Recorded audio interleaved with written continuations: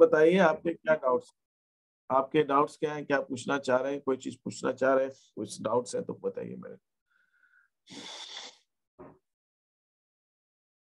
Any questions, कोई questions है आपके दिमाग में? हाँ, एक एक्सपेंस और एक्सपेंडिचर वाला। सर, हाँ, और बताएं। सर 7th शीट का जो 80 वाला क्वेश्चन है ना, 80 पॉइंट, उसमें कि lent ₹12,000 on loan to Azhar, तो इसमें Azhar loans account debit to cash to bank होगा क्या? एक सेकेंड में ओपन करता हूँ।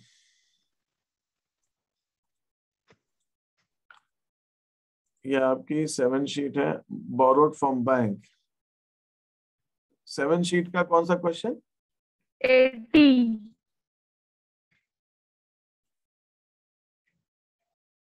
लेंट रुपीस, अजहर को अपन ने लोन दिया है, तो यहाँ पे आप क्या करोगे, अजहर को लोन दिया है अपन ने, तो अजहर लेंट रुपीस हमने दिया है ना, तो यहाँ पे लिखेंगे आप Azhar loan account debit, loan account debit to cash.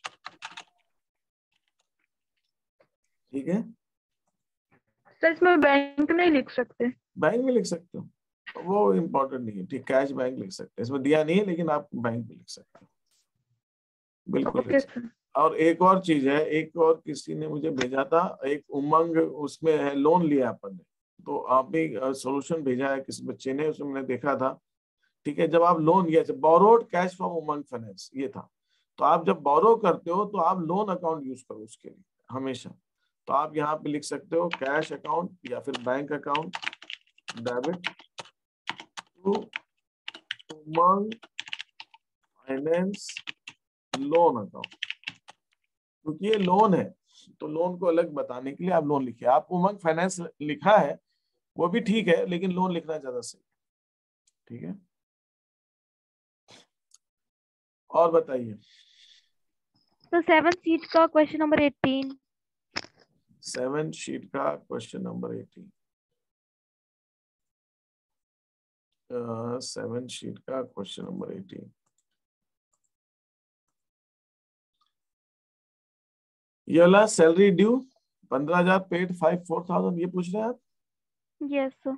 देखिए इसके अंदर मतलब ये हुआ कि सैलरी ड्यू मतलब सैलरी देना है 15,000 रुपए, देना है कितना, 15,000, लेकिन दिया कितना है, 4,000। तो बाकी का जो 11,000 है वो आपकी सैलरी आउटस्टैंडिंग आ जाएगी।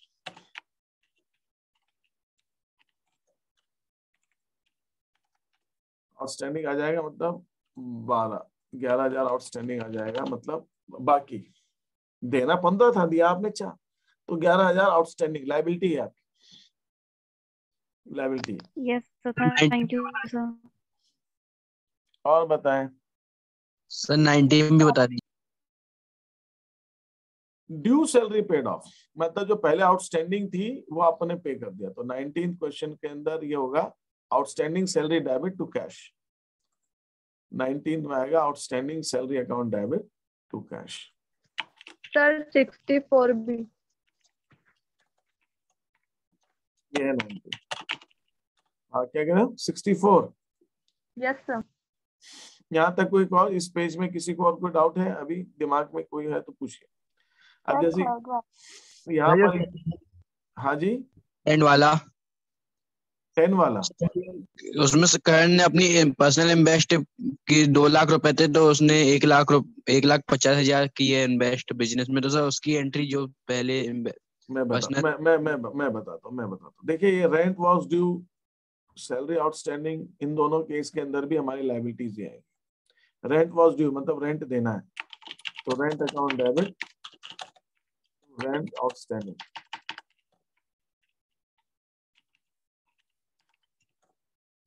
सैलरी आउटस्टैंडिंग में भी ये आएगा, salary account debit to salary outstanding.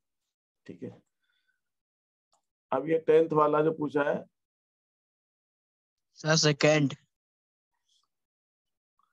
देखो उसने बिजनेस स्टार्ट किया, इतना कैश दिया, इतना बैंक में दिया, इतना फर्नीचर दिया, इतना ऑफिस इक्विपमेंट दिया, यही पूछ रहे हो ना तुम?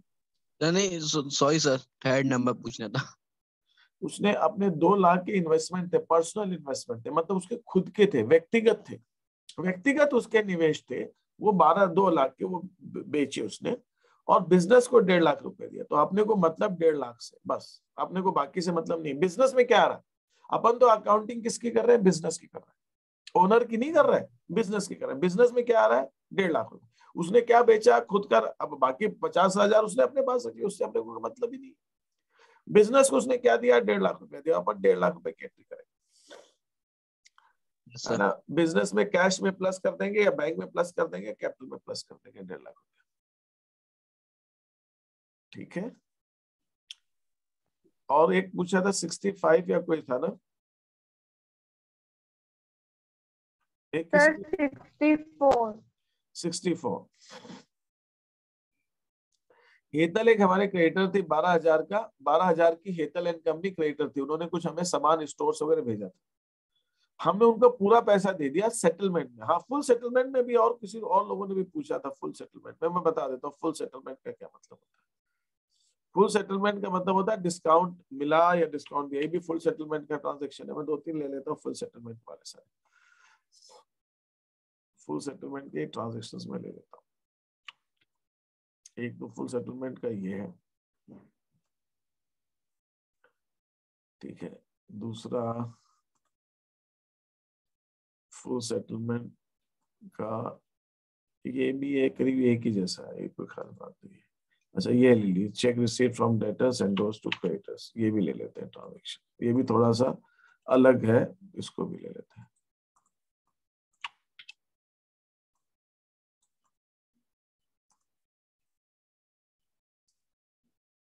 ठीक है, नेक्स्ट इज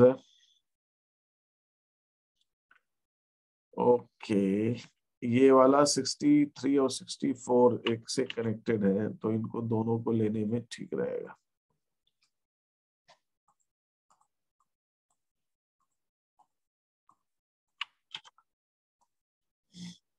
ये नेक्स्ट पेज पे लेता हूँ, नेक्स्ट वाला ट्रांजेक्शन अपना 64, ठीक है, ये भी ले लिया अपन ने।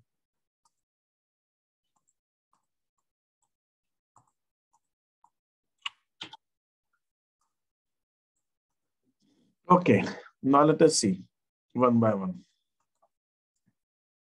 ये cheque receipt from debtors in full settlement of 20,000। In full settlement माने इसका निपटारा करके 20,000 रुपए हमें लेने थे, उसके लिए 19,500 का अपने को चेक मिल गया।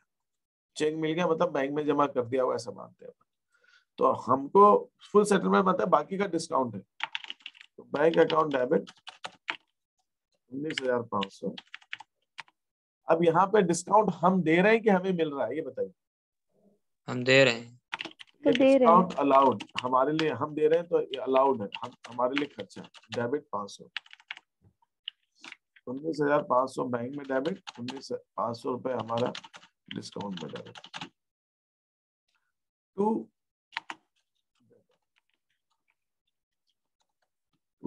टू डेटर में 20,000 रुपए हम क्रेडिट कर देंगे। सर डिस्काउंट अलाउड लिखना जरूरी है कि सिर्फ डिस्काउंट बस लिख देंगे? डिस्काउंट भी लिख सकते हैं, बट हमें उसको बैलेंस देखना पड़ेगा। ये नहीं मालूम पड़ता है कि डिस्काउंट मिला है कि दिया है, तो आप सिर्फ डिस्काउंट तो सर अगर क्रेडिट साइड रहेगा तो पता चल जाएगा कि मिला है, और डेबिट साइड फिर हमें उसका बैलेंस देखना पड़ेगा। बाकी ठीक है, आप डिस्काउंट भी सिर्फ लिख सकते हो, तो एक ही डिस्काउंट अकाउंट बनाना पड़ेगा। आप नहीं लिखेंगे तो डिस्काउंट भी लिख सकते हैं। अब देखिए दूसरा ट्रांजेक्शन है cheque receipt from debtors. Debtor से चेक मिला, वो हमने क्रेडिटर को दे दिया, तो इसका तो ये चेक हमने बैंक में जमा नहीं किया होगा। इसकी एंट्री क्या होती है, cheque in hand account debit to debtor, कितना 30,000 रुपए, 30,000 का चेक मिला हमें डेटर से।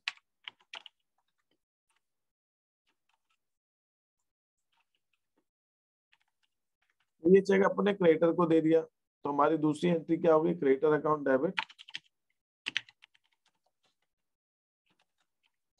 To cheque in hand. यही वाला चेक अपने दे दिया, उससे चेक मिला। अपने बैंक में जब जमा नहीं करते तो हम चेक इन हैंड यूज करते हैं, मैंने आपको लास्ट क्लास में बताया था। ये हो गया। ये चेक अपन ने क्रेडिट। अब देखा जाए तो यहाँ पे चेक इन हैंड डेबिट भी हो रहा है और यहाँ पे क्रेडिट भी हो रहा है। ये cheque in hand account cancel हो गया, खत्म हो गया, एक ही, क्योंकि दोनों एंट्री एक साथ हो रही है इसलिए कैंसिल हो गया। तो इसका मतलब मैं इसकी डायरेक्ट एंट्री भी कर सकता हूँ, direct entry, debtor account debit to debtor, sorry creditor account debit to debtor, मेरी ये डायरेक्ट एंट्री हो सकती है।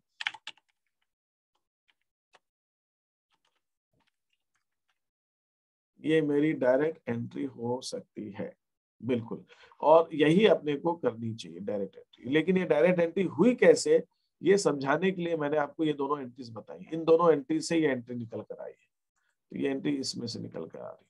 तो आपको ये डायरेक्ट एंट्री करनी है, आपको you should be making this entry, इसको आपको करना चाहिए। ठीक है, कोई क्वेश्चन यहाँ तक किसी के दिमाग में कोई क्वेश्चन हो तो पूछ लीजिए।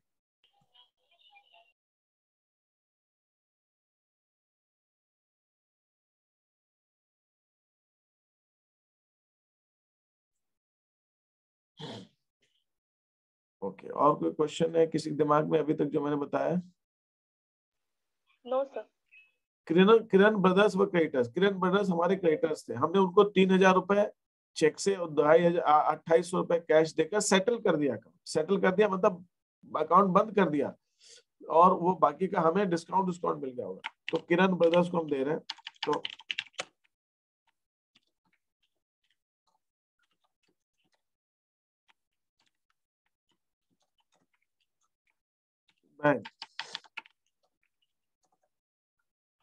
Bank 3,000 cash 2,800।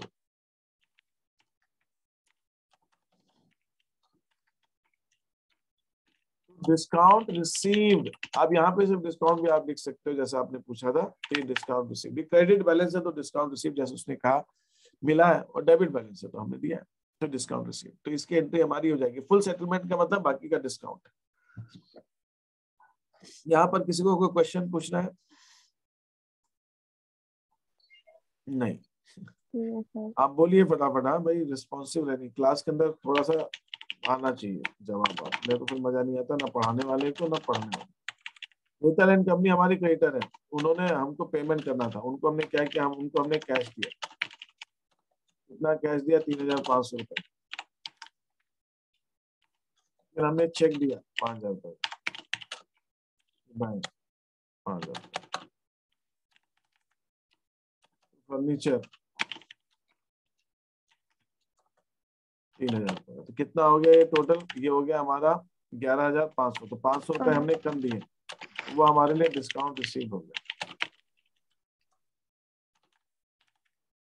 डिस्काउंट रिसीव हो गया। ठीक है, तो इसकी एंट्री हमारी जो आपने पूछा था 64 ट्रांजेक्शन, उसकी एंट्री ऐसे होगी। अब बताइए, कोई इसके अंदर अभी तक जो मैंने बताया उसमें डाउट है? किसी को कुछ चीज पूछनी है? ये वाली जो एंट्री है ना, हेटल एंड कंपनीज वाली, हाँ, इसमें ये वर्क आवर क्रेडिटर फॉर 12,000, इसका कुछ रोल नहीं है मतलब? ये पहले हो चुका है, पहले हो चुका है। अच्छा, पहले हो चुका है ना। ये हेतल एंड कंपनी, देखो क्वेश्चन में क्या कह रहा है, क्वेश्चन कह रहा है were our creditors, were our creditors, हमारे क्रेडिटर्स थे, अभी नहीं है, थे। तो मतलब वो अभी ट्रांजैक्शन नहीं हो रहा है 12,000 का, थे मतलब वो पहले हो चुका है। अभी हम क्या कर रहे हैं? अभी हम उनको पेमेंट कर रहे हैं, तो अभी हमें पेमेंट की करनी है। जो पहले ट्रांजैक्शन हो गया वो अभी का नहीं करना। वो बताया है कि हम पेमेंट कर क्यों रहे, ये बताने के लिए उन्होंने दिया है क्वेश्चन में कि ये पहले से हमारे ये क्रेडिटर्स थे, इसलिए। ठीक है, ये बताने के लिए। Okay sir. और बताइए, और कोई डाउट है इसके अंदर आपके? पहले तो 66।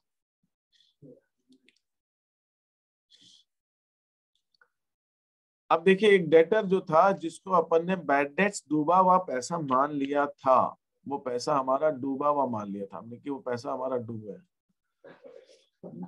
ठीक है, वो हमारा पैसा डूब गया, हम हमारा सब चीज वो डूब गई, मान लिया था हमने, उसको डूबा हुआ मान लिया था। उसने 2,000 रुपए हमें दे दी, उसने 2000 रुपए हमें दे दी, तो हम क्या करेंगे, यहाँ पे कैश को डेबिट करेंगे 2000, उसको हम बोलेंगे बैड डेट्स रिकवर। 2000 रुपए से बैड डेट्स रिकवर, डूबा हुआ पैसा मिल गया अपने को, तो cash account debit to bad debts recover.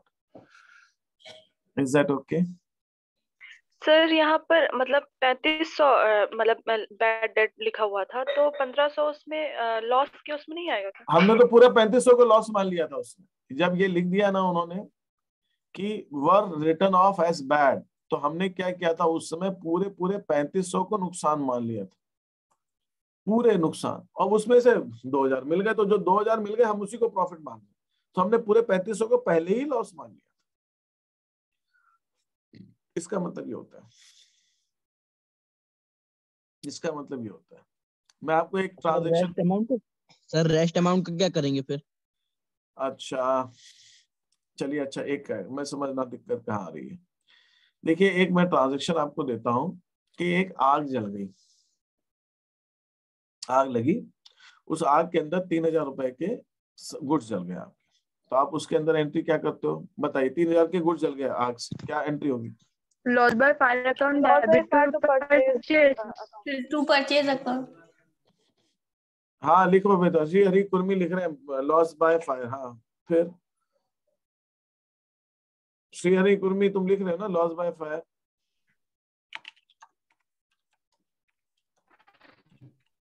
Purchases कितना? 3000।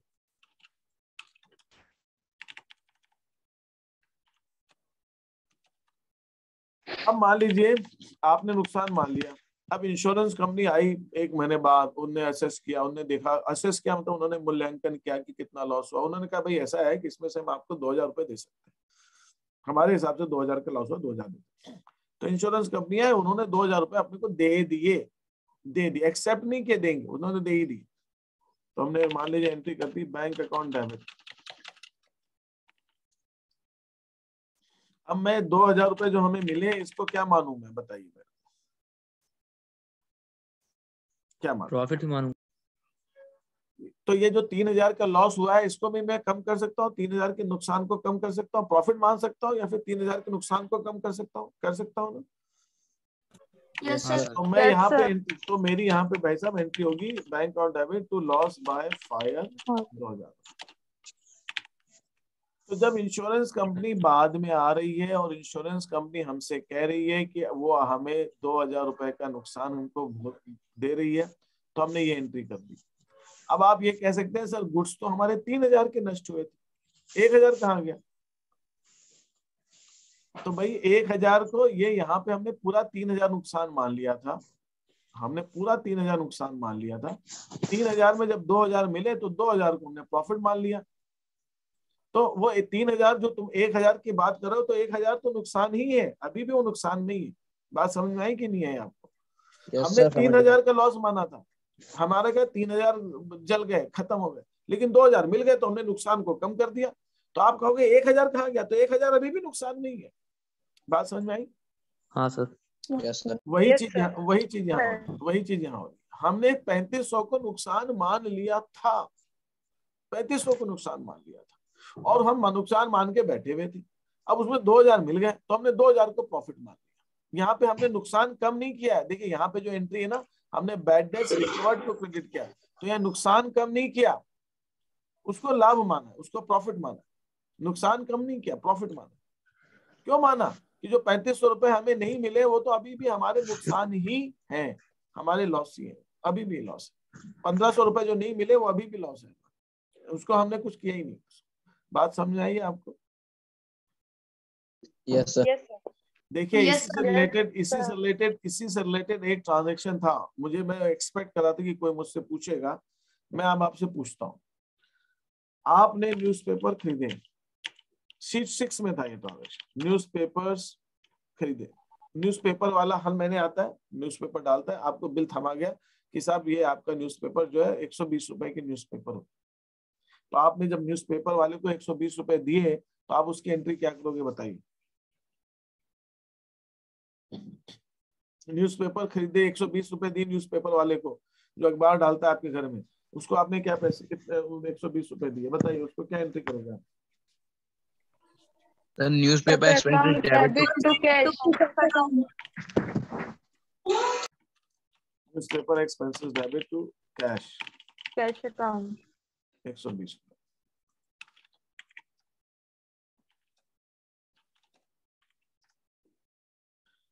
आप हर महीने आप देते हैं कुछ पैसा, कभी 100 रुपए दिए, कभी 120 दिए, कभी 80 दिए, व्हाटएवर जो भी था, इकट्ठी हो गई, रद्दी इकट्ठी हो गई, ढेर सारी रद्दी इकट्ठी हो गई। अब आपने इसको बेच दी, अब बताओ अब एंट्री क्या करोगे आप?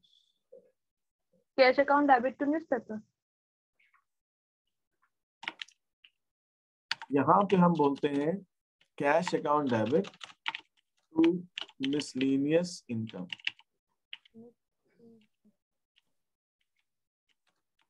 मिसलेनियस मतलब अदर। मिसलेनियस माने फुटकर इनकम।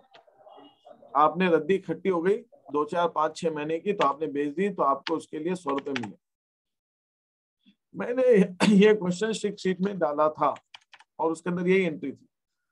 मैंने वहां पे ट्रांजैक्शन एक दिया था, पुराने न्यूज़पेपर्स बेच दिए, ये ट्रांजैक्शन था उसके अंदर, और मैंने उसके आंसर सॉल्यूशन में यही एंट्री डाली थी 6 शीट के अंदर। अगर आपने 6 शीट की हो किसी ने, उसमें न्यूज़पेपर एंड मैगजीन दोनों था। सोल्ड। हाँ तो ठीक है ना, तो ये मैं दिखा रहा हूँ स्क्रीन पे आपको, ये देखिए आप, मैं आपको दिखा रहा हूँ। मैगजीन भी होगा तो क्या फर्क पड़ता है उससे, है ना? तो आप मैगजीन डाल देते हैं, न्यूज़पेपर मैगजीन, लेकिन न्यूज़पेपर एंड मैगजीन नहीं डालना है आपको, मैं ये कह रहा हूँ। वहां पे मैंने क्या डाला था, मिसलेनियस इनकम की जगह मैंने यहाँ पे मिसलेनियस रिसीट्स डाली हुई, मिसलेनियस रिसीट्स। ये देखिए, sold old newspapers and magazines 2000 की, cash account debit to miscellaneous receipts. ये बात समझ में आई आपको? क्या मतलब है इसका? ओल्ड न्यूज़पेपर पुराने, अब इसका क्या और अर्थ है आगे हम कभी बताऊंगा कि मैं न्यूज़पेपर को क्यों नहीं क्रेडिट कर रहा हूँ, मिसलेनियस रिसीट्स को क्यों कर रहा हूँ, इसकी कहानी में बात करूँ। लेकिन एक चीज मैं बता सकता हूँ, sold machinery completely return of, यहाँ पे भी कोई मुझे बताया मैंने यहाँ पे क्यों लिखा मिसलेनियस, यहाँ पे भी मिसलेनियस रिसीट्स लिखा। मैं यहाँ पे मिसलेनियस इनकम लिखूं, मिसलेनियस रिसीट्स लिखूं, एक ही बात। यहाँ पे भी मैंने मिसलेनियस रिसीट्स लिखा है, क्यों लिखा है मिसलेनियस रिसीट्स, मुझे बताइए, कोई बता सकता है? मैंने यहाँ पे फर्नीचर बेचा, मशीनरी बेची, यहाँ पे तो नहीं लिखा मिसलेनियस रिसीट्स, यहाँ तो फर्नीचर लिखा है मैंने, लेकिन यहाँ पे मैंने इस जगह पे मैंने मिसलेनियस रिसीट्स लिखा हुआ। यहाँ पे मैंने फर्नीचर बेचा तो फर्नीचर लिखा है, लेकिन यहाँ पे मैं मशीनरी क्यों नहीं लिख रहा हूँ, मिसलेनियस रिसीट्स क्यों लिख रहा हूँ? क्योंकि सर वो शायद अपने सर वो भी खराब। एक एक करके, हाँ क्या कह रहे हैं? हाँ क्योंकि सर वो कंप्लीटली चली गई ना विद दिस। मतलब क्या मतलब कंप्लीटली चली गई, इसका मतलब क्या होता है? सर वो कोई यूज की नहीं रही, वो खराब हो गई। हमारे लिए नहीं यूज की हो। तो भाई हम बेच रहे हैं तो यूज की नहीं होगी तो भी बेचेंगे ना, काम की होगी तो क्यों बेचेंगे हम, चाहे काम वो सर रद्दी है। नहीं रद्दी क्यों है सर? रेसिडुअल वैल्यू में जाइए ना सर, सर, खराब हो गई। नहीं पता कितना पैसा आएगा हमारे पास। नहीं, मैं बता रहा हूँ आपको क्या। अच्छा आप बता सकते हैं मुझे, डेप्रिसिएशन हम लगाते हैं तो डेप्रिसिएशन लगाने से क्या होता है? जब हम डेप्रिसिएशन लगाते हैं तो डेप्रिसिएशन लगाने से क्या होता है? असेट की वैल्यू कम हो जाती है। असेट की वैल्यू कम होती है। एसेट की वैल्यू कम होती है, ठीक है। अब मैं आपको एक एग्जांपल दे रहा हूँ, उससे आप समझिए इस चीज को। मान लीजिए मैंने एक फर्नीचर खरीदा 10,000 रुपए का, तो मैंने क्या करता हूँ, फर्नीचर अकाउंट को डेबिट करता हूँ और टू कैश 10,000 रुपए, है ना। कहानी को छोटी करने के लिए, ज्यादा लंबी नहीं खींचना पड़े, इसलिए मैंने फर्नीचर 10,000 का है, उसमें मान लीजिए 2-2 हजार रुपए हर साल डेप्रिसिएशन लगाता हूँ। तो पहले साल मेरा फर्नीचर 10,000, इसमें 2,000 रुपए का डेप्रिसिएशन लगाया, कितनी बच गई? 8,000। फिर 2,000 का डेप्रिसिएशन लगाया, 6,000। कितनी बच गई? 6,000। फिर 2,000 का डेप्रिसिएशन लगाया, 4,000। फिर 2,000 का डेप्रिसिएशन लगाया, 2,000। 2,000। फिर 2,000 का डेप्रिसिएशन लगाया, 0। तो जब मैं बोलता हूँ आपसे कंप्लीटली रिटर्न ऑफ, इसका मतलब होता है डेप्रिसिएशन लग कर उसकी वैल्यू 0 हो गई है। जिस एसेट की वैल्यू 0 हो गई है, अब उसकी कोई कीमत ही नहीं है हमारी बुक्स में, उस एसेट को जब मैं बेचूंगा तो मैं उस एसेट को तो क्रेडिट कर ही नहीं सकता। क्यों नहीं कर सकता? क्योंकि इन 5 सालों में जब जब मैंने डेप्रिसिएशन लगाया है, दो लगा के 10,000 रुपए जब डेप्रिसिएशन लग गया तो मेरे पास फर्नीचर भी 10,000 से क्रेडिट हो गया। अब मैं यहाँ पे अगर फर्नीचर का अकाउंट बनाऊं, लेजर अकाउंट बनाऊं, फर्नीचर का लेजर अकाउंट बनाऊं, तो फर्नीचर का मैं लेजर अकाउंट बनाऊं, फर्नीचर का लेजर अकाउंट बनाऊं, तो जब मैंने फर्नीचर खरीदा था तो मैंने यहाँ पे टू कैश लिखा था 10,000 रुपए, और अब मैं उसका डेप्रिसिएशन लगाते लगाते बाय डेप्रिसिएशन 2,000 रुपए लगाते 2,000 लगाते जो इस ढंग से मैंने 5 बार जब डेप्रिसिएशन लगा दिया,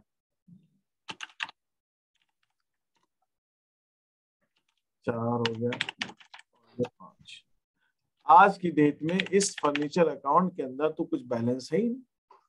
फर्नीचर अकाउंट तो मेरा 0 हो गया, फर्नीचर खत्म हो गया।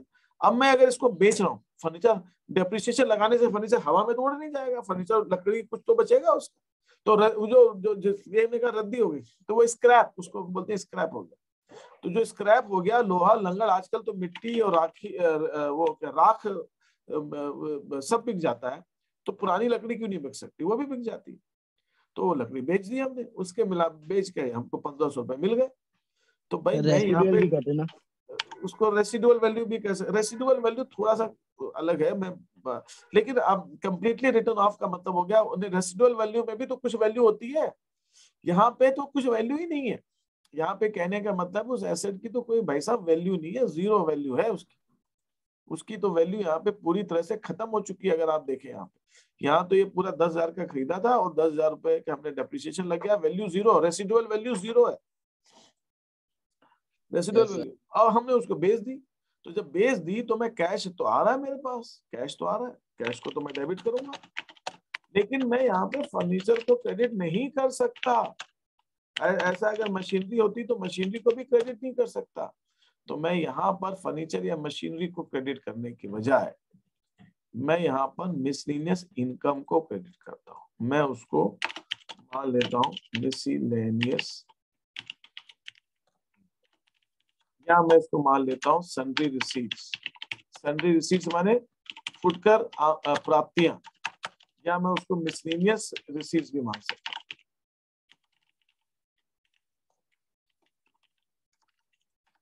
फुटकर प्राप्तियां है ना, ये हमारी फुटकर रिसीट्स है, ठीक है। जो इसी ढंग से पुराने जब न्यूज़पेपर हम खरीदते हैं, मैं आपको बताता, अभी वो आपने चैप्टर नहीं पढ़ा, आगे आप पढ़ेंगे। जब पुराने न्यूज़पेपर जब हमने न्यूज़पेपर खरीदा तो हमने उसको खर्चे में डाल दिया। खर्चे में डाल दिया मतलब हमने प्रॉफिट, वो खाता जब खर्चे में डाल देते हैं तो वो खर्चा हमारा, वो अकाउंट बंद हो जाता है, वो अकाउंट बंद हो गया हमारा। क्योंकि जब हमने न्यूज़पेपर खरीदा था, newspapers, magazines and all, magazines, जब मैंने पेमेंट किया तो मैंने उसका पेमेंट किया, तो मैंने एंट्री की न्यूज़पेपर्स में, तो ये अकाउंट मेरा धीरे धीरे बंद हो गया पूरी तरह से। ये अकाउंट मेरा बंद हो गया है।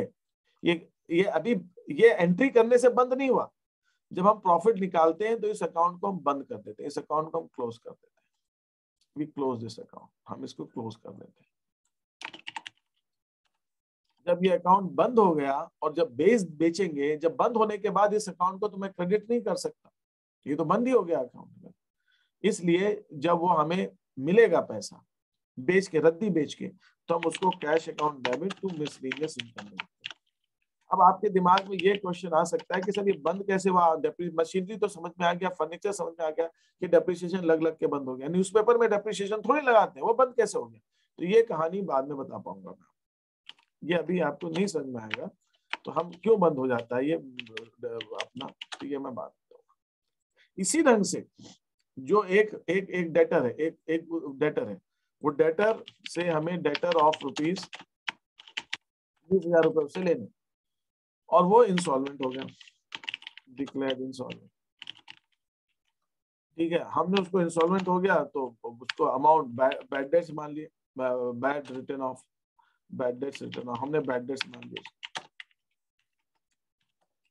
हमने जो डूबा पैसा बैड डेट्स माइनस, तो यहाँ पे हमारी एंट्री क्या होगी, बैड डेट्स अकाउंट डेबिट, कितना 20,000 रुपये, हमारी एंट्री होगी bad debts account debit to debtor 20,000, ये एंट्री बनेगी bad debts debit to debtors. लेकिन इसका मतलब क्या हुआ, इसका मतलब क्या हुआ, डेटर का जो खाता, अब बताइए डेटर का अकाउंट तो बंद ही हो गया ना, डेटर का अकाउंट तो बंद ही, डेटर का अकाउंट तो अगर मैं डेटर का अकाउंट बनाऊं यहाँ पे, तो डेटर का अकाउंट तो मेरा बंद हो गया। डेटर को जब हमको 20,000 रुपए लेने होंगे तो उसके डेबिट में 20,000 रुपए थे, लेकिन जब मैंने ये वाली एंट्री कर दी आपके लिए, मैंने ये वाली एंट्री कर दी बैड डेट्स टू डेटर, तो डेटर अकाउंट क्रेडिट हो गया 20,000 रुपए से, तो डेटर का अकाउंट तो बंद हो गया। अब वो आया भला आदमी मेरे पास, उसने कहा कि ठीक है मैं आपसे बिजनेस रिलेशन करना चाहता हूँ, मैं आपको 5,000 रुपए मेरे पास, आपको डुबा दिए मैंने 20,000 रुपए, 5,000 रुपए आप मेरी तरफ से लीजिए, मैं कोशिश कर रहा हूँ धीरे धीरे आपको पुराने चुका दूं। तो ये तो मैंने सोचा नहीं था वो आएगा मेरे को देगा पैसे, मैं तो डूबा हुआ मान लिया, तो मैं कैश को डेबिट करूंगा। अब मैं यहाँ पे उसको डेटर को क्रेडिट नहीं कर सकता, तो बैड डेट रिसीव्ड, तो यहाँ पे मैं लिखता हूँ बैड डेट्स रिकवर्ड,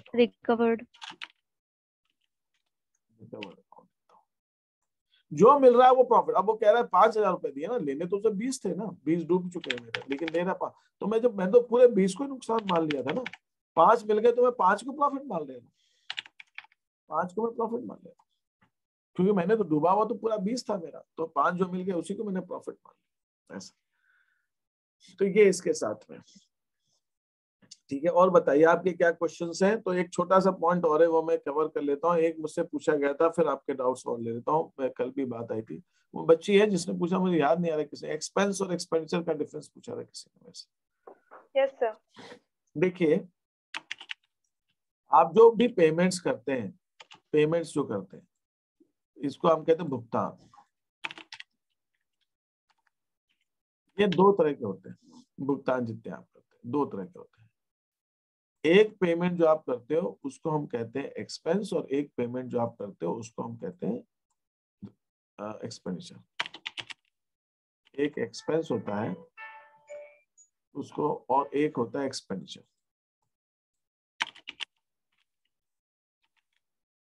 ये दो टर्म्स हम यूज करते हैं। देखा जाए तो टेक्निकली स्पीकिंग ये जो भी हम पेमेंट करते हैं, कुछ लोग इसको ऐसा करते हैं, कुछ लोग ऐसा भी करते हैं कि जो भी हम पेमेंट करते हैं उसको वो एक्सपेंडिचर मानते हैं। जो भी हम पेमेंट करते हैं उसको हम एक्सपेंडिचर मानते हैं। लेकिन कुछ एक्सपेंडिचर ऐसे होते हैं, कुछ खर्चे ऐसे होते हैं जिनका हमें फायदा कई सालों तक मिलता है, कई सालों तक मिलता है। और कुछ एक्सपेंडिचर ऐसे होते हैं जिनका फायदा हमें सिर्फ 1 साल तक मिलता है, थोड़े टाइम तक मिलता है। जिसका फायदा हमें 1 साल तक या थोड़े टाइम तक मिलता है उसको हम एक्सपेंस कहते हैं, उसको हम कहते हैं रेवेन्यू एक्सपेंडिचर, उसको हम कहते हैं रेवेन्यू एक्सपेंडिचर।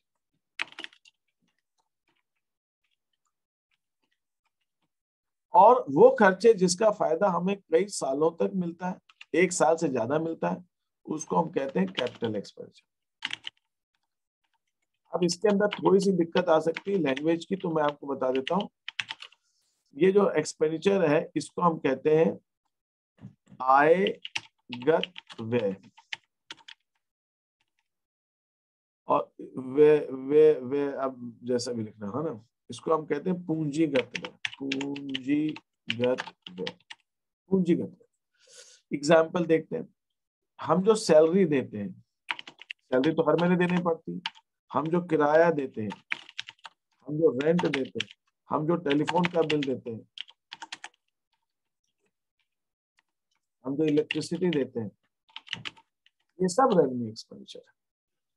इसीलिए रेवेन्यू एक्सपेंडिचर को हम एक्सपेंस भी बोलते हैं, रेवेन्यू एक्सपेंडिचर को हम एक्सपेंस भी बोलते हैं।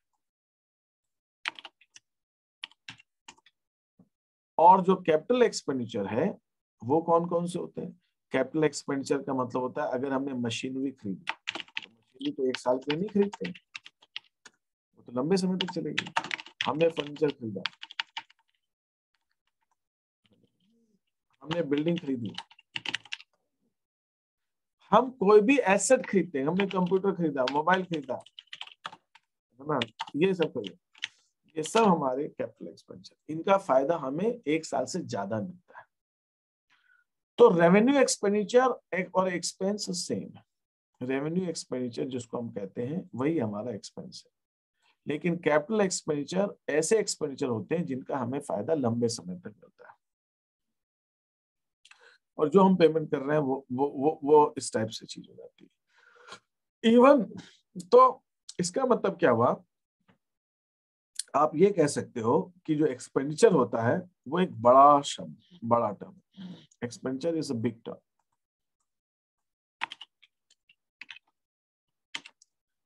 और एक्सपेंस इसका एक हिस्सा है, एक्सपेंस इसमें इसका एक हिस्सा, एक्सपेंडिचर का एक हिस्सा है जिसको हम एक्सपेंस कहते हैं। Expense is a part of our expenditure, क्योंकि जो रेवेन्यू एक्सपेंडिचर होता है वही एक्सपेंस कहलाता है।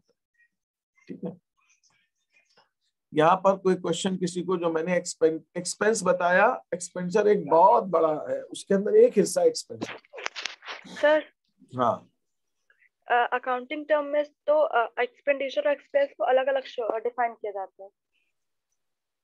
बिल्कुल, ये बताया ना मैंने, ये आपका एक्सपेंडिचर है। एक्सपेंडिचर तो कैपिटल एक्सपेंडिचर भी हो सकता है, रेवेन्यू एक्सपेंडिचर भी हो सकता है, लेकिन जो रेवेन्यू एक्सपेंडिचर होता है वो एक्सपेंस होता है।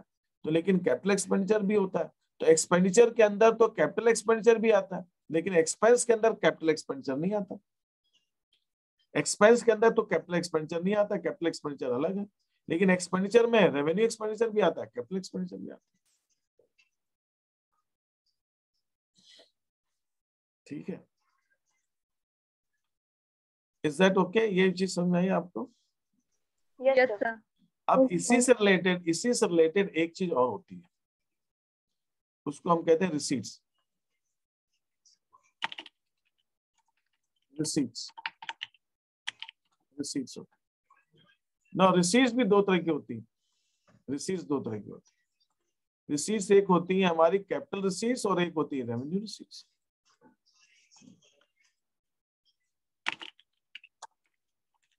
कैपिटल रिसीट्स और एक होती है रेवेन्यू रिसीट्स।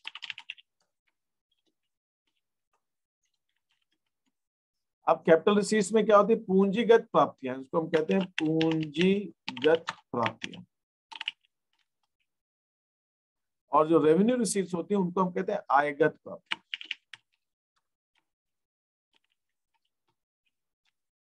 आयगत प्राप्तियां वो होती हैं जो हमें बार बार होती है, रेगुलर होती है, अक्सर मिलती है, ये रेगुलर होती है ना, ये रेगुलर होती है, मतलब ये नियमित रूप से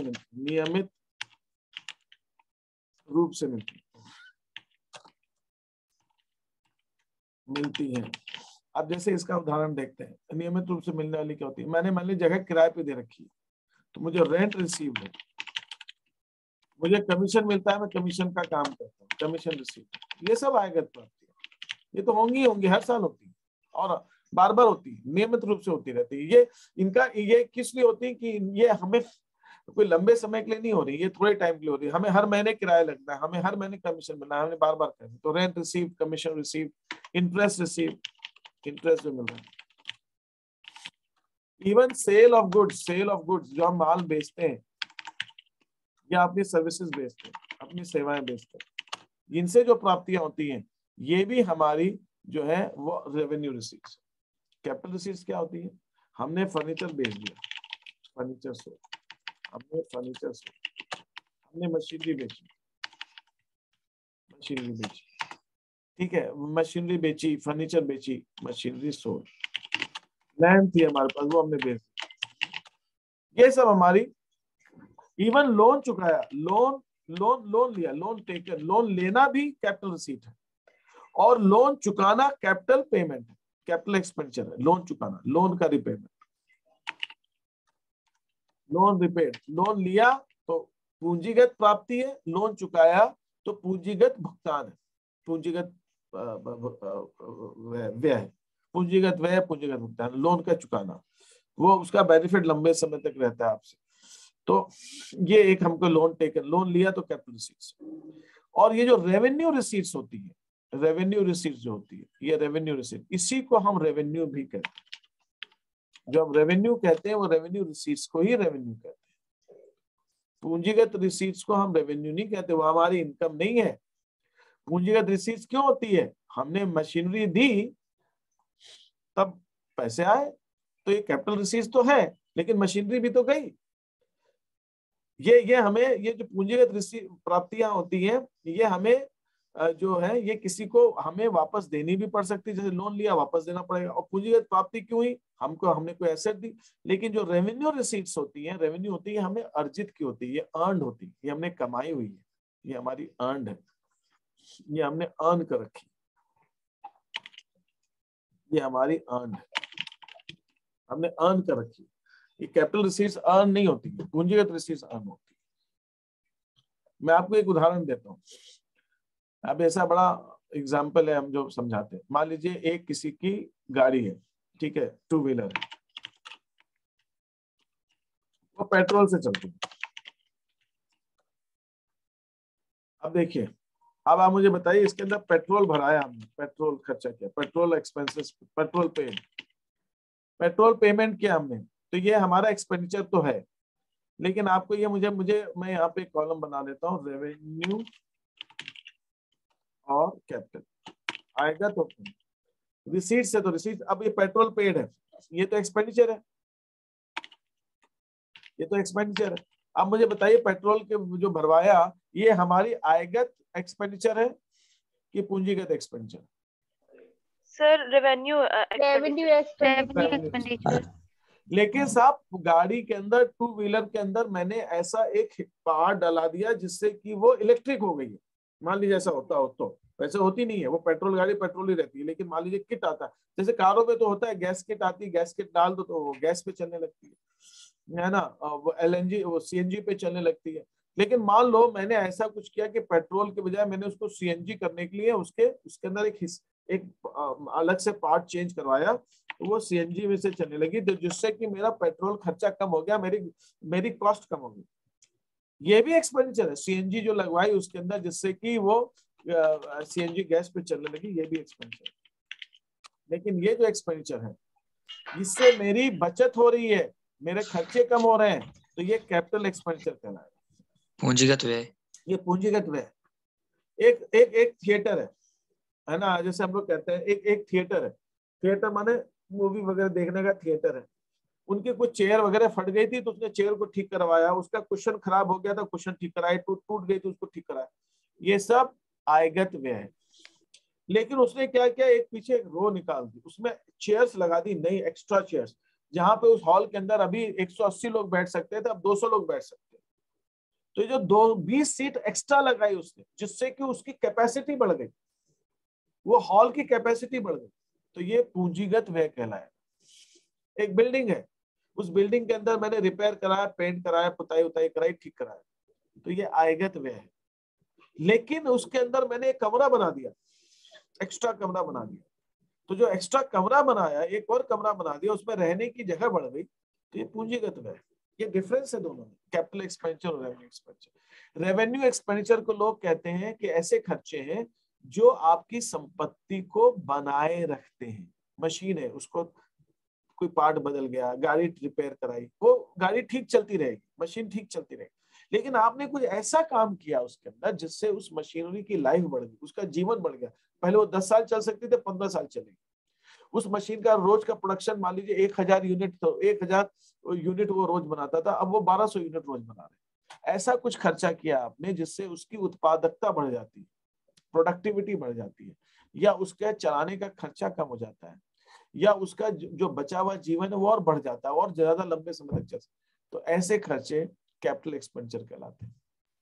सर हाँ, किसी एसेट को खरीदना भी क्या एक्सपेंडिचर कैपिटल एक्सपेंडिचर, किसी एसेट को खरीदना भी कैपिटल एक्सपेंडिचर है। और उस एसेट की लाइफ को बढ़ाना, उस एसेट की उत्पादकता को, प्रोडक्टिविटी को बढ़ाना, उस एसेट की क्वालिटी को बढ़ाना भी कैपिटल एक्सपेंडिचर है। अब मैं आपको एग्जांपल देता हूं, जो आपने ट्रांजैक्शन की है, आपको मैं एग्जांपल दे रहा हूं। आपने एक मशीनरी खरीदी 10,000 रुपए की, उस मशीनरी पर भाड़ा दिया, मशीनरी को आपके घर तक, गोडाउन तक, फैक्ट्री तक लाने का 1,000 रुपए का भाड़ा लग गया। मशीनरी घर में आके कितने की पड़ी आपको? कितने की पड़ी? 11,000। 11,000। तो ये 1,000 रुपए आप, ये 1,000 रुपए आप खर्चे में डालते हो कि मशीनरी में जोड़ते हो? मशीनरी। तो भाई साहब ये 1,000 रुपए जो आपने खर्च किया है, 10,000 तो कैपिटल एक्सपेंडिचर है ही है, लेकिन 1,000 रुपए जो आपने मशीनरी को अपने जगह तक लाने तक खर्च किया, ये भी कैपिटल एक्सपेंडिचर है, इसलिए मशीनरी में जोड़ रहे हैं अपन उसको। तो ये 11,000 की मशीनरी आपको घर में पड़ी। हाँ, मशीनरी कुछ समय चल गई, 5-6 महीने चल गई, 3 महीने चल गई, 4 महीने चल गई। अब आपने उसके अंदर ऑयल डलवाया, तेल वेल डलवाया, उस मशीन की साफ सफाई की है, मशीनरी को धूल वूल हटवाई है, उसके अंदर उसको सर्विसिंग की है। तो ये तो मशीनरी को चलाए रखने के लिए की है ना, मशीनरी की लाइफ थोड़ी बढ़ी इससे। मशीनरी ये आयगत व्यय है। मैं आपको एक और उदाहरण दूं, आपने सेकेंड हैंड मशीन खरीदी, सेकेंड हैंड पुरानी मशीन खरीदी, वो पुरानी मशीन काम करने योग्य इतनी नहीं थी, अच्छे से नहीं चलती, तो आपने उसको पूरा खुलवा के साफ करवाया, सर्विसिंग करवाई, ओवरहॉलिंग करवाया। ओवरहॉलिंग कराया मतलब एक एक पार्ट खुलवा के सब साफ करवाया, ठीक ठाक कराया, पेंट वेंट कराया, जिससे कि वो मशीन अच्छे से चलने लगे। तो ये खर्चे सेकेंड हैंड मशीन को चलाने के लिए, अच्छी सी उसकी लाइफ करने के लिए, तो इसको हम पूंजीगत व्यय मानते हैं, इसको मशीनरी की कॉस्ट में जोड़ देते हैं। लेकिन एक बार मशीन चल गई, चल रही है, थोड़े टाइम तक, थोड़ा टाइम चलने के बाद उसको कुछ काम की जरूरत है, तो वो आयगत व्यय होगा। तो ये आयगत व्यय और पूंजीगत व्यय, कैपिटल एक्सपेंडिचर और रेवेन्यू एक्सपेंडिचर का डिफरेंस बहुत जरूरी होता है। आप लोग अकाउंट्स के नए बच्चे हैं और आपको बताता हूँ, इनकम टैक्स वाले इसी को देखते हैं। कुछ लोग ना टैक्स बचाने के लिए क्या करते हैं, कैपिटल एक्सपेंडिचर को आयगत व्यय मान लेते हैं। 20,000 रुपए का खरीदा कंप्यूटर, ये बहुत बड़ा फ्रॉड हो चुका है अमेरिका में। एक कंपनी थी, करोड़ों रुपए का उन्होंने रिपेयर कराया, उन्होंने बाद में फ्रॉड पकड़ा गया और उसको ट्रेस हुई, उसमें जेल हुई लोगों को। तो ये जो खेल है ना, अभी हमको बहुत छोटा सा फर्क लगता है आयगत व्यय और पूंजीगत व्यय का, लेकिन इसके ऊपर तो लोग टैक्स बचाने का लंबा खेल खेल जाते हैं। अगर हमने कोई पूंजीगत व्यय की, उसको आयगत मान लेंगे तो हमारा टैक्स एकदम से कम हो जाता है। और नहीं तो पूंजीगत मानते हो तो पूंजीगत पे तो सिर्फ डेप्रिसिएशन लगता है। डेप्रिसिएशन कितना लगेगा? 10 लगेगा, 20 लगेगा, 30 लगेगा, 40 लगेगा, 50% लगेगा। तो आप अगर 1,000 रुपए खर्च किए और आपने डेप्रिसिएशन लगाया 50% भी लगा दिया, चलो मान लो, तो 500 रुपए खर्चा हुआ। और अगर आप पूरा 1,000 को आयगत व्यय मान लेते हो तो आप पूरा 1,000 रुपए प्रॉफिट से घटा सकते हो, तो आपका टैक्स 1,000 रुपए से कम हो जाता है। तो लोग टैक्स कम करने के लिए आयगत और पूंजीगत व्यय में बहुत खेल खेलते हैं, और इनकम टैक्स वाले इसी को देखते हैं। सीए का काम यही है देखने का, कहीं ऐसा तो नहीं वो गड़बड़ कर रहा है, ये सब चीजें। तो ये छोटा सा डिफरेंस हमें अभी लग रहा है, लेकिन एक्चुअल में बहुत बड़ा डिफरेंस है, बहुत खेल। इसी ढंग से प्राप्तियां भी होती, प्राप्तियां होती है। अगर हमने कैपिटल रिसीट है उसको रेवेन्यू रिसीट मान लिया तो उसमें हमारी प्रॉफिट बढ़ जाएगा, टैक्स ज्यादा लगेगा। और रेवेन्यू रिसीट हो रही है लेकिन हम उसको जानबूझ के कैपिटल रिसीट दिखा दिया खर्चे इनकम में, प्रॉफिट में नहीं दिखाया वो कैपिटल, तो कैपिटल रिसीट दिखा दी तो हमारा टैक्स कम हो जाएगा। तो कैपिटल रिसीट्स, इनकम रिसीट्स में, रेवेन्यू रिसीट में इतना तो हम झोल नहीं कर सकते, लेकिन कैपिटल एक्सपेंडिचर, रेवेन्यू एक्सपेंडिचर बहुत झोल है, उसके अंदर कई सारी गुंजाइश निकलती है ना, वो उसमें लोग खेलते हैं। तो उससे वो अपना टैक्स कम करने के लिए लोग इस सब चीजों को वो करते हैं, तो ऐसा रहता है। तो ये डिफरेंस है इसके अंदर, ठीक है। और कोई चीज पूछना चाह रहे हैं, पूछिए मेरे से। सर हाँ, अभी आपने वो रिटर्न ऑफ वाला पॉइंट बताया था ना, कि इसमें जब मशीनरी या फिर किसी भी चीज की प्राइस 0 होती है तो फिर उसमें वो वैल्यू निकलती है। इसलिए उसको हम कहते हैं कंप्लीटली रिटर्न ऑफ, का मतलब हो गया कि उसकी वैल्यू घटते घटते। अच्छा, मशीनरी रिटर्न ऑफ कब होगी? मशीनरी रिटर्न ऑफ तभी होगी जब डेप्रिसिएशन लगा होगा, है ना। डेटर्स भी रिटर्न ऑफ होते हैं, डेटर्स भी रिटर्न ऑफ होते हैं। डेटर्स कब रिटर्न ऑफ होते हैं? जब हमको बैड डेट्स मान लिए भाई, डेटर्स में तो डेप्रिसिएशन लगाते नहीं है, हमने कहा ये डेटर्स हमने राइट ऑफ कर दिए, राइट ऑफ कर दिया। हम जैसे एक वर्ड यूज करते हैं, डेटर्स को राइट ऑफ करना। डेटर्स को राइट ऑफ करना मतलब डेटर्स पे डेप्रिसिएशन लगाना, डेटर्स राइट ऑफ होते हैं। लेकिन ये debtors are written off, depreciation नहीं लगाना, डेटर्स आर रिटर्न ऑफ। ये इसका मतलब हमने उनको बैड डेट्स मान लिया, हमने डूबा हुआ पैसा मान लिया। तो डेटर्स तो बैड डेट्स मान के राइट ऑफ होते हैं। लेकिन मशीनरी है, फर्नीचर है, गाड़ियां हैं, ये मशीनरी वगैरह, ये मशीनरी अगर रिटर्न ऑफ बोला जाए, रिटर्न ऑफ मशीनरी के साथ भी बोला जाता है, लेकिन मशीनरी रिटर्न ऑफ कैसे होती है? डेप्रिसिएशन से रिटर्न ऑफ होती है। मशीनरी पे बैड डेट थोड़ी लगा सकते हैं, मशीनरी डूबती थोड़ी है। मशीनरी पे हम डेप्रिसिएशन लगाते हैं और डेप्रिसिएशन लगा लगा के उसकी वैल्यू, तो रिटर्न ऑफ का मतलब हो गया हमारी बुक्स में उनकी वैल्यू 0 है आज की डेट में, इसका मतलब। हाँ बोलिए, और क्या पूछना चाह रहे थे आप? यही पूछना चाह रही थी भावना, तुम कुछ और कह रही थी? यस सर, और वो न्यूज़पेपर और इसमें डेप्रिसिएशन उस पे तो नहीं लगता ना? ना उसमें डेप्रिसिएशन लगता है ना बैड डेट्स लगता है। उसमें क्या होता है वो मैंने अभी बताना नहीं चाह रहा था, वो बाद में बात करेंगे, वो क्योंकि आपको अभी समझ में नहीं भी आएगा। वो न्यूज़पेपर्स और मैगजीन्स में क्या होता है, न्यूज़पेपर्स एंड मैगजीन्स, इनमें क्या होता है, ये हम प्रॉफिट निकालते हैं। जब हम मैंने आपको बताया था कि प्रॉफिट जो होता है, प्रॉफिट हम कैसे होता है, प्रॉफिट निकालने के लिए साल के अंत में जब प्रॉफिट निकालते हैं तो प्रॉफिट में रेवेन्यू में से एक्सपेंस को हम माइनस करते हैं तो प्रॉफिट आता है। तो हम प्रॉफिट निकालने के लिए एक्सपेंसेस को हम रेवेन्यू में से घटा देते हैं। तो एक बार जब रेवेन्यू में से एक्सपेंस घट जाते हैं तो एक्सपेंस के अकाउंट सारे बंद हो जाते हैं। तो ये न्यूज़पेपर्स और मैगजीन जो है ये हमारे बैड डेट एक्सपेंस है, तो हमने इनको बंद कर दिया होगा, इसलिए ये अकाउंट भी हमारे बंद हो चुके हैं। क्यों? क्योंकि इसीलिए आपने देखा होगा कि हमारे ट्रांजैक्शंस में क्वेश्चन में लिखा रहता है ओल्ड न्यूज़पेपर्स। ओल्ड का मतलब क्या हुआ, अभी के नहीं है, पुराने हैं। पुराने मतलब कितने पुराने? ये पिछले साल के, इसीलिए ओल्ड लिखा होता है हमेशा। तो ये ओल्ड जो लिखा रहता है इसका मतलब ये हुआ चूंकि पिछले साल के हैं, तो पिछले साल जब हमने प्रॉफिट अपना निकाला होगा तो पिछले साल का न्यूज़पेपर मैगजीन को एक्सपेंस मान के हमने रेवेन्यू से घटा दिया होगा। तो जब घटा दिया होगा तो ये न्यूज़पेपर अकाउंट हमारा बंद हो चुका है, इसलिए अब इस न्यूज़पेपर को हम क्रेडिट नहीं कर सकते, नहीं क्रेडिट कर सकते। तो इसलिए हमको उसको मिसलेनियस इनकम मानना पड़ता है। बैड डेट्स के केस के अंदर, डेटर्स के केस के अंदर हम bad debts recovered account use करते हैं, bad debts recovered account use करते हैं, लेकिन रिकवर्ड अकाउंट यूज करते हैं। और मशीनरी बेचते हैं या न्यूज़पेपर बेचते हैं तो उसको हम मिसलेनियस इनकम या मिसलेनियस रिसीट्स ये हम यूज करते हैं। मिसलेनियस इनकम, मिसलेनियस रिसीट्स ऐसे रहता है। चीज नंबर 7 सर समझ गए। और सर पेड ऑफ भी होता है ना? क्या चीज? पेड ऑफ नहीं, पेड ऑफ नहीं, पेड ऑफ के सेंस में मतलब मैं नहीं समझ पा रहा। मतलब अगर कुछ चीज सॉल्व की है तो उसके प्राइस मतलब उसका चार्जेस दे दिया है तो पूरी तरह से पेड ऑफ, ऐसी एंट्री थी एक्चुअली। हाँ ठीक है, एक्सपेंसेस पेड ऑफ मतलब हमने कुछ बाकी नहीं, सारा पे कर दिया है ना, हमारा कोई खर्चा है तो हमने सारा पे कर दिया। पेड ऑफ का मतलब वो हो गया हमारा। सर एक और क्वेश्चन था। हाँ, शीट नंबर 7 का 40 क्वेश्चन यही वाला। हाँ सर ये शीट नंबर 7 का है क्वेश्चन नंबर 40।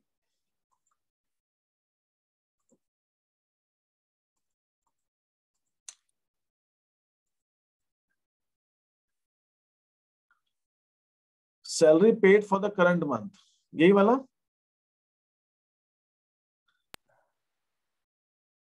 इस महीने की सैलरी दी हमने तो इसका एंट्री हो जाएगी salary account debit to cash. तो क्वेश्चन एंट्री नंबर 7 यानी एडवांस नहीं होगा? नहीं, करंट माने इसी महीने की सैलरी, नहीं एडवांस नहीं मानते। हाँ, तुम्हारा ये कहना हो सकता है भाई सैलरी तो मंथ के एंड में देते हैं, महीने के आखिरी में देते हैं या अगले महीने के शुरू में देते हैं। तो करंट मंथ को हम इसी करंट मंथ, जब क्वेश्चन में करंट मंथ दिया है ना तो फिर हम उसको सैलरी मानते हैं। जब तक ये नहीं दिया हो कि करंट मंथ का मतलब हमारा ये है कि हम मतलब अगले महीने की दे रहे हैं, ऐसा मानते हैं।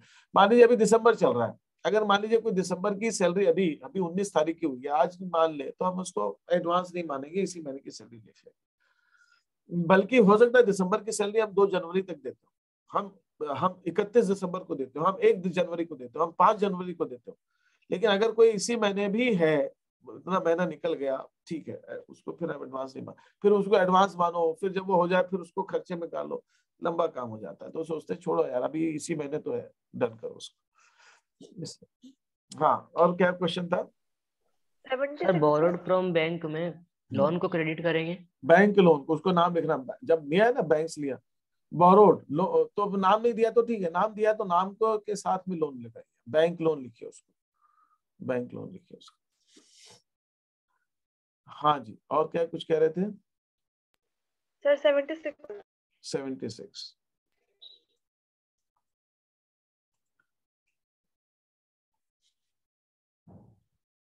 Office furniture destroyed by fire और इंश्योरेंस कंपनी ने क्लेम एक्सेप्ट कर लिया। इंश्योरेंस कंपनी कहती है कि भाई हम आपको पैसा दे देंगे, आपका ऑफिस फर्नीचर डिस्ट्रॉय हो गया, और इंश्योरेंस कंपनी ने क्लेम एक्सेप्ट कर लिया।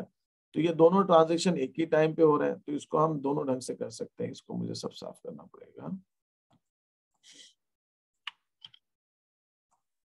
अब मैं इसको 2 एंट्री भी कर सकता हूँ और 1 एंट्री भी कर सकता हूँ। मैं इसकी 2 एंट्री करना ज्यादा पसंद करूंगा, ठीक है। आर्यन जैन, तुम कुछ लिखना चाहते हो बेटा स्क्रीन के ऊपर? लॉस बाय फायर, हाँ, loss by fire account debit 6000 रुपए तो office furniture.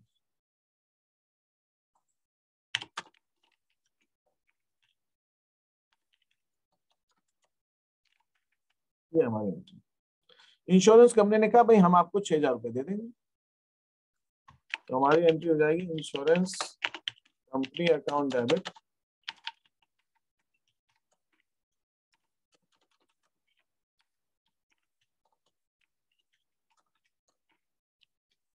To loss by fire. पहले तो हमने लॉस माना, जब इंश्योरेंस कंपनी ने एक्सेप्ट कर लिया क्लेम तो हमने अपने लॉस को कम कर दिया। अब यहाँ पे मैं देखूं अगर, तो लॉस बाय फायर अकाउंट यहाँ पे डेबिट हो रहा है और यहाँ पर क्रेडिट भी हो रहा है, तो ये तो खत्म हो गया, दोनों एंट्री एक साथ ही हो रही है इसलिए। तो मैं चाहूं तो एक ही एंट्री कर सकता हूँ, इंश्योरेंस कंपनी अकाउंट डेबिट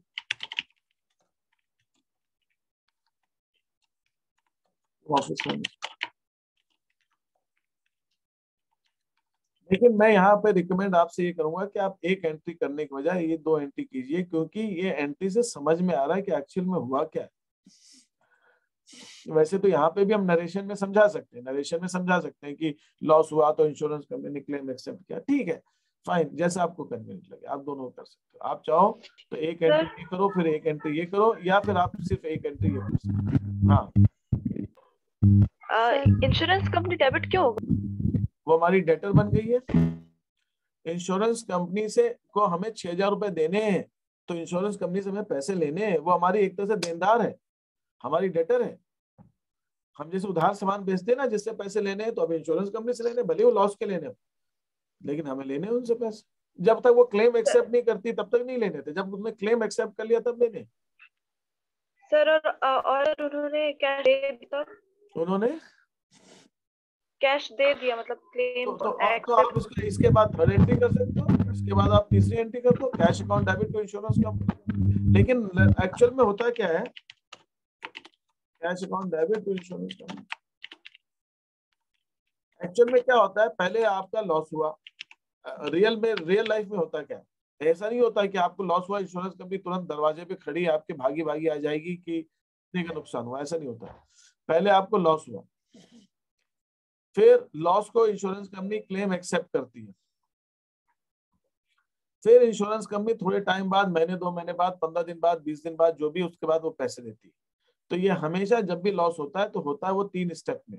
पहले लॉस हुआ, फिर इंश्योरेंस कंपनी ने बाद में आई 10 दिन बाद, 15 दिन बाद, जब भी आई, 2 दिन बाद आई, 4 दिन बाद आई, वो देखती है, फिर क्लेम, फिर उसका लेटर आता है कि हमने क्लेम एक्सेप्ट कर लिया, और फिर उसके बाद वो थोड़े टाइम बाद पेमेंट करती है। लेकिन हम लोग जब क्वेश्चंस कर रहे होते हैं तो आपको सारी चीजें एक साथ दे देते हैं, आपको यहाँ लॉस भी हुआ और इंश्योरेंस कंपनी ने एक्सेप्ट भी कर लिया, क्योंकि इतना लंबा देने की बजाय एक ही साथ दे देते हैं, तो वो ठीक है जैसा आपको दिया हो। और अगर एक ही क्वेश्चन में दिया हुआ है कि लॉस हुआ और इंश्योरेंस कंपनी ने पैसे दे दिए, तो आप चाहो तो इन तीनों की एक ही एंट्री भी कर सकते हो, लेकिन वो एक एंट्री करोगे तो एंट्री बनेगी cash account debit to office furniture, तो उसे समझ में नहीं आएगा भाई ये ऑफिस फर्नीचर बेचा क्या अपन।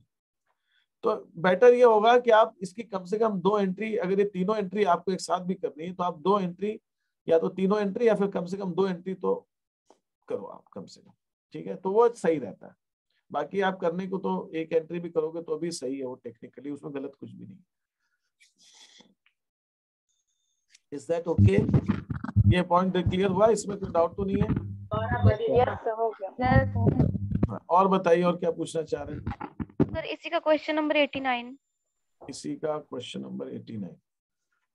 देखिए, हमने ऑफिस फर्नीचर जो था 57,000 का वो दिया और फर्नीचर लिया, और जो डिफरेंस था वो हमने कैश में चुकाया।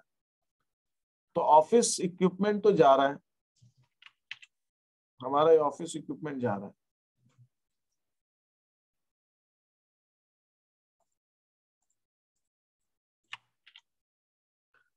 हमारा ऑफिस इक्विपमेंट जा रहा है, फर्नीचर आ रहा है, तो फर्नीचर अकाउंट डेबिट कितने जा रहा है? 60,000।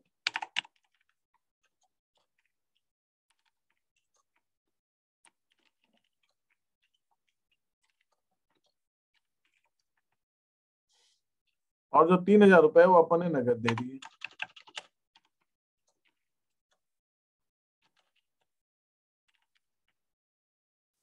ये एंट्री जाएगी।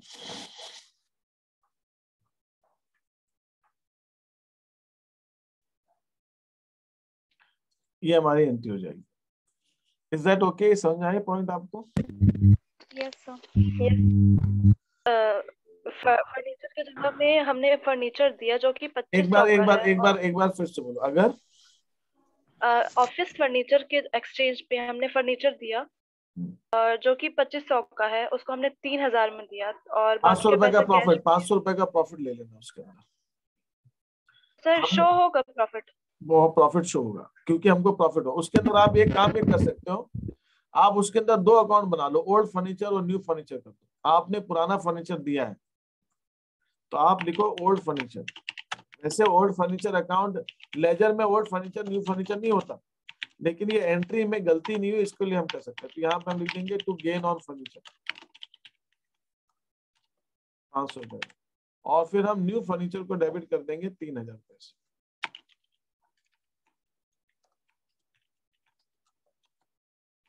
आप ये एंट्री कर सकते हो फिलहाल समझने के लिए। देखा जाए तो इसकी सिर्फ एक ही एंट्री बननी चाहिए, furniture account debit to gain, क्योंकि अब जो फर्नीचर आ गया आपके पास वो 3,000 रुपए का है, 2,500 को देख। और अगर आपने कैश दिया, सपोज 5,000 का नया फर्नीचर 5,000 रुपए, और आपने उसमें कैश दिया है, ये यहाँ पे 5,000 लिख देता हूँ, और आपने कैश दिया 2,000 रुपए, तो आप यहाँ पे लिखे टू कैश 2,000 रुपए आप कैश लिखे, ऐसे भी करते। तो आपने पुराना फर्नीचर अगर लाभ प्रॉफिट पे दिया है तो गेन लिखिए, लॉस पे दिया है तो लॉस भी लिखिए। और बेटर ये होगा गलती नहीं हो आपसे, इसलिए बेटर ये है कि आप 2 फर्नीचर अकाउंट कर लो, न्यू फर्नीचर अकाउंट और ओल्ड फर्नीचर अकाउंट। इससे आपको थोड़ा सा ठीक रहेगा। ठीक है, okay sir. Any other query? हाँ, इफ यू डोंट माइंड, एक इको का क्वेश्चन था। हाँ मुझे समझ में नहीं आ रहा है वो। हाँ बोलिए। वो ह्यूमन कैपिटल फॉर्मेशन। हाँ क्या है? ये होता है क्या एक्चुअली? इसका मीनिंग समझ में नहीं आ रहा है। देखिए, ह्यूमन कैपिटल फॉर्मेशन का मतलब ये होता है कि ट्रेनिंग जैसे देते हैं। आप जो है एक ह्यूमन बीइंग है, ठीक है।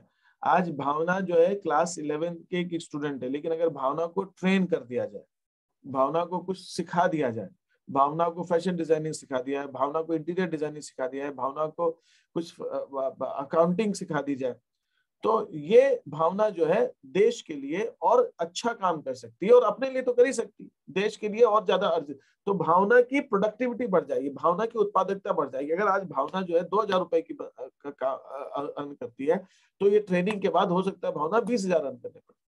तो अगर हम देश के अंदर जो हमारे लोग हैं उनको हम ट्रेनिंग देते हैं, उनको हम शिक्षा देते हैं, उनको हम स्किल, उनकी स्किल को डेवलप करते हैं, तो उस चीज को हम कहते हैं capital formation, human capital form. उसके ऊपर जो भी खर्चा होता है उसके अंदर, उसी को हम ह्यूमन कैपिटल फॉर्मेशन पे खर्चा मानते हैं। और इस टाइप की जितनी भी गतिविधियां होती हैं वो हम ह्यूमन रिसोर्स डेवलपमेंट भी कुछ लोग कहते हैं उसको। तो ह्यूमन कैपिटल, देखिए बिजनेस जो चलता है ना वो सिर्फ पैसे से नहीं चलता है, लोग भी चाहिए। आपके पास पैसा बहुत हो सकता है, लेकिन अगर काम करने वाले लोग नहीं होंगे तो काम नहीं होगा।